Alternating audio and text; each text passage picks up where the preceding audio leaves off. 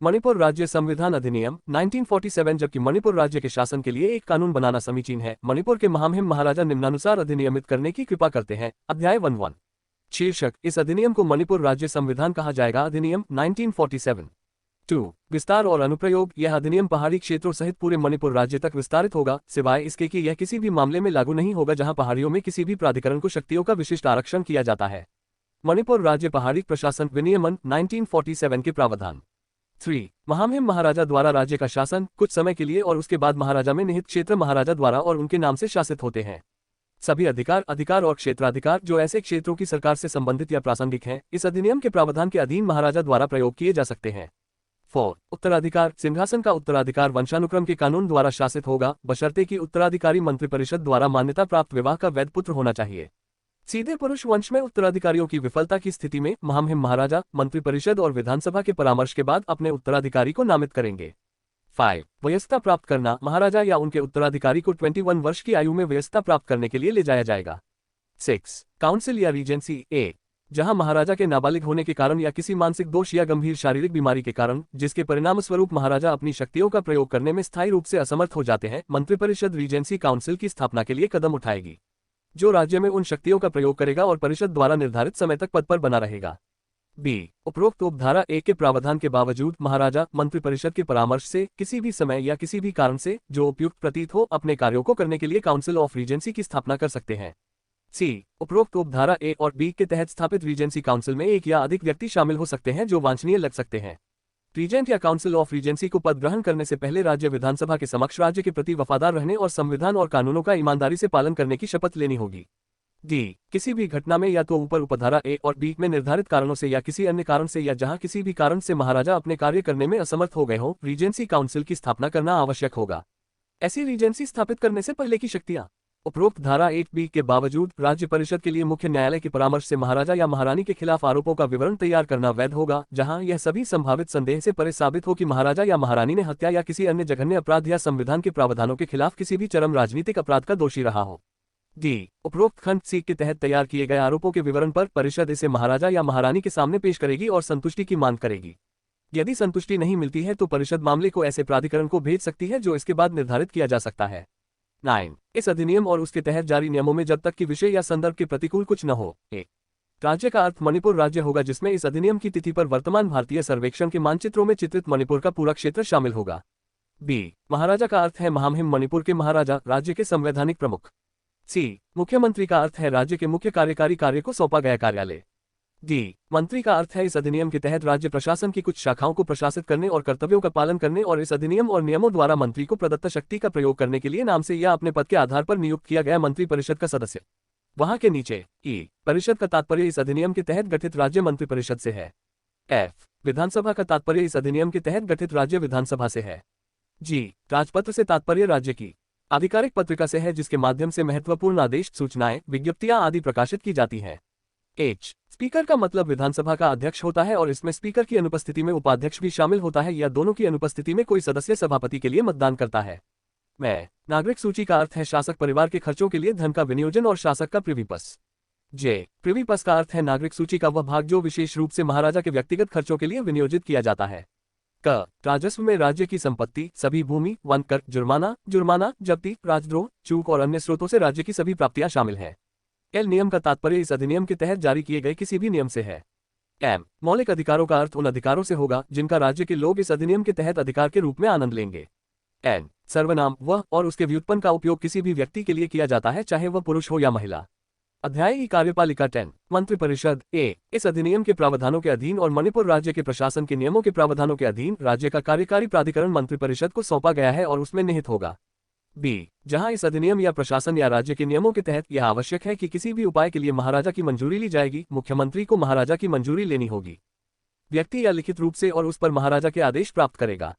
यदि किसी भी स्थिति में महाराजा की मंजूरी रोक दी जाती है तो महाराजा को मुख्यमंत्री को व्यक्तिगत रूप से या लिखित रूप से सूचित करने और परिषद को लिखित रूप में ऐसी मंजूरी रोकने के अपने कारणों के बारे में सूचित करने में प्रसन्नता होगी। सी। मंत्रिपरिषद में मुख्यमंत्री और 6 अन्य मंत्री शामिल होंगे। डी। परिषद में 6 मंत्रियों को राज्य विधानसभा द्वारा चुना जाएगा, बशर्ते कि इनमें से 2 मंत्री राज्य के पहाड़ी लोगों के प्रतिनिधि होंगे जो राज्य विधानसभा के कामकाज के नियमों में निर्धारित तरीके से चुने जाएंगे। मुख्यमंत्री की नियुक्ति महाराजा द्वारा परिषद में निर्वाचित मंत्रियों के परामर्श से की जाएगी। F, मुख्यमंत्री और मंत्रियों को महाराजा की मुहर पर नियुक्ति पत्र प्राप्त होंगे। G, मुख्यमंत्री मंत्रियों के परामर्श से विभागों का आवंटन करेंगे। 11, मुख्यमंत्री परिषद के अध्यक्ष होंगे और उपाध्यक्ष की नियुक्ति परिषद द्वारा की जाएगी। 12, मंत्रिपरिषद की एक सामान्य मुहर होगी और वह राज्य के प्रशासन के लिए महाराजा के प्रति संयुक्त रूप से जिम्मेदार होगी। 13, मंत्रिपरिषद और मंत्री व्यक्तिगत रूप से ऐसी शक्तियों और कार्यों का प्रयोग करेंगे जो उन्हें इस अधिनियम के तहत या राज्य के प्रशासन के नियमों के तहत सौंपे जा सकते हैं। 14, परिषद की बैठक में कामकाज के संचालन के लिए आवश्यक कोरम अध्यक्ष को छोड़कर 3 से कम नहीं होगा।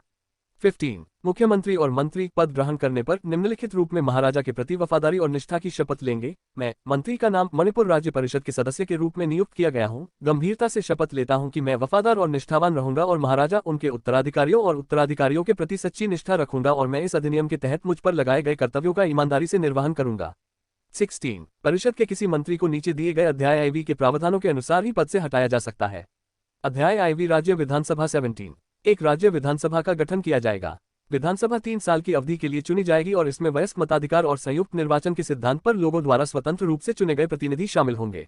चुनाव ऐसे तरीके से और ऐसे मताधिकार द्वारा होंगे जैसा कि राज्य विधानसभा के चुनावों के नियमों के तहत निर्धारित किया जा सकता है, बशर्ते कि सामान्य, पहाड़ी और महामदन निर्वाचन क्षेत्रों से लौटने वाले प्रतिनिधि क्रमशः 30:18:3 के अनुपात में हो। शैक्षिक और व्यावसायिक हितों के प्रतिनिधियों के लिए अतिरिक्त 2 सीटों के साथ नियमों के अधीन विधानसभा में बोलने की स्वतंत्रता होगी और कोई भी सदस्य किसी भी भाषण या भाषण के संबंध में किसी भी अदालत में किसी भी कार्यवाही के लिए उत्तरदायी नहीं होगा। विधानसभा या उसकी किसी समिति में उसके द्वारा दिया गया वोट और कोई भी व्यक्ति किसी भी रिपोर्ट, पेपर, वोट या कार्यवाही के विधानसभा के अधिकार के तहत या उसके प्रकाशन के संबंध में उत्तरदायी नहीं होगा। 24, विधानसभा का कोई भी सदस्य सिविल प्रक्रिया के तहत गिरफ्तारी या जेल में बंद होने के लिए उत्तरदायी नहीं होगा। A, यदि वह विधानसभा के जारी रहने के दौरान विधानसभा का सदस्य है। B, यदि वह विधानसभा की किसी समिति का सदस्य है तो समिति की बैठक जारी रहने के दौरान। 25, निर्वाचित मंत्रियों, अध्यक्ष, उपाध्यक्ष और विधानसभा के सदस्यों को ऐसी परिलब्धियां प्राप्त होंगी जो विधानसभा द्वारा समय समय पर निर्धारित की जाएंगी। अध्याय V, कानून बनाने वाला प्राधिकरण। मणिपुर राज्य संविधान अधिनियम 1947 एक ऐसा अधिनियम है जिसने मणिपुर राज्य को मणिपुर के अंतिम महाराजा बोधचंद्र सिंह द्वारा अधिनियमित एक वैधानिक लिखित संविधान बनाने में सक्षम बनाया। वर्तमान समय में इस अधिनियम की वैधता पर बहस चल रही है। मणिपुर राज्य संविधान अधिनियम संविधान निर्माण समिति प्रादेशिक सीमा मणिपुर रियासत राज्य द्वारा पारित 26 जुलाई 1947 पारित। 1947 अधिनियमित महाराजा बोधचंद्र सिंह द्वारा हस्ताक्षरित समाप्ति तिथि 15 अक्टूबर 1949। पृष्ठभूमि संपादित करें। मणिपुर में 1891 के विद्रोह के बाद अंग्रेजों ने राज्य के प्रशासन पर सीधा नियंत्रण कर लिया। जबकि महाराजा को राज्य के नामात्र प्रमुख के रूप में बरकरार रखा गया था, वास्तविक शक्ति ब्रिटिश राजनीतिक एजेंट और दरबार के अध्यक्ष के रूप में नियुक्त एक ब्रिटिश अधिकारी के पास थी। नागा और कुकी जनजातियों द्वारा बसाए गए पहाड़ी क्षेत्रों को महाराजा के अधिकार क्षेत्र से बाहर ले जाया गया और असम नियमों का उपयोग करके राष्ट्रपति द्वारा प्रशासित किया गया। 1934 में हिजाम इराबोट द्वारा निखिल मणिपुरी महासभा NMM की स्थापना की गई, जिसके अध्यक्ष तत्कालीन महाराजा चुराचंद सिंह थे। 1938 तक यह दरबार के पास मौजूद शक्तियों के लोकतंत्रीकरण और भ्रष्ट औपनिवेशिक प्रशासन में आमूल-चूल परिवर्तन की वकालत करने वाला एक प्रमुख राजनीतिक मोर्चा बन गया था। 1938 और 1939 में सुधारों के प्रस्ताव 2 बार दरबार में प्रस्तुत किए गए। उन्होंने शोषणकारी करों को समाप्त करने, पहाड़ियों को घाटी के साथ फिर से मिलाने, स्वशासन की स्थापना, पंचायत प्रणाली की स्थापना और मताधिकार पर आधारित एक सदनीय विधायिका की स्थापना का आह्वान किया। शाही घराने और NMM के बीच दरारें भी प्रमुख थी। NMM को एक राजनीतिक दल घोषित किया गया था, जिसके तहत कोई भी राज्य सरकार का कर्मचारी इसमें भाग नहीं ले सकता था और इराबोट को सदर कोर्ट से इस्तीफा देना पड़ा। आगामी विचार विमर्श में चुराचंद और दरबार के अध्यक्ष F. पियर्सन ने NMM की मांगों को अस्वीकार कर दिया, यह दावा करते हुए कि मणिपुर लोकतंत्र के लिए तैयार नहीं था। लोकप्रिय प्रतिरोध जारी रहा। दूसरा, नुपीलैंड जनता में सामंतवाद विरोधी भावनाओं को जुटाने में महत्वपूर्ण भूमिका निभाएगा। चुराचंद की मृत्यु के बाद नवंबर 1941 में महाराजा बोधचंद्र सिंह गद्दी पर बैठे। जबकि द्वितीय विश्व युद्ध के दौरान राजनीतिक परिदृश्य शांत था, युद्ध के बाद उन्हें कई राजनीतिक दलों, इराबोट की मणिपुर कृषक सभा MKS, भारतीय राष्ट्रीय कांग्रेस से संबद्ध मणिपुर राज्य कांग्रेस, मणिपुर प्रजा संघ के लंबे और जोरदार प्रतिरोध का सामना करना पड़ा आदि। अगस्त 1946 में NMM ने एक प्रस्ताव पारित कर संविधान मसौदा तैयार करने वाली मशीनरी की तत्काल स्थापना का आग्रह किया। कृषक सभा और प्रजा संघ ने पूरे वर्ष कई बैठकों में एक जिम्मेदार सरकार की मांग की। अंततः कैबिनेट मिशन की सलाह पर बोधचंद्र ने दिसंबर 1946 में एक संविधान निर्माण समिति के गठन पर सहमति व्यक्त की। संविधान निर्माण संपादित करें। संविधान निर्माण समिति में 15 सदस्य थे। 5 सदस्यों का चयन पहाड़ियों के शिक्षित लोगों के परामर्श से किया गया था, 5 को घाटी से चुना गया था, 2 को महाराजा और मुख्य न्यायालय के अध्यक्ष द्वारा नामित किया गया था और शेष 3 को दरबार द्वारा नामांकित किया गया था। 10-14 कुल मिलाकर समिति में कांग्रेसियों और उनके समर्थकों का वर्चस्व था। 9 दरबार के अध्यक्ष E.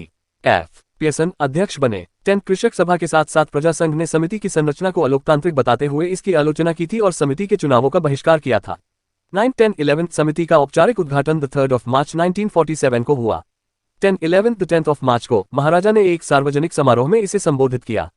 10-15 पहली बैठक 24 मार्च को हुई और 29 मार्च को भावी संविधान की केंद्रीय विशेषताओं पर व्यापक प्रस्ताव अपनाए गए। 10-16 संविधान का अंतिम संस्करण 8 मई 1947 को समिति द्वारा पारित किया गया था।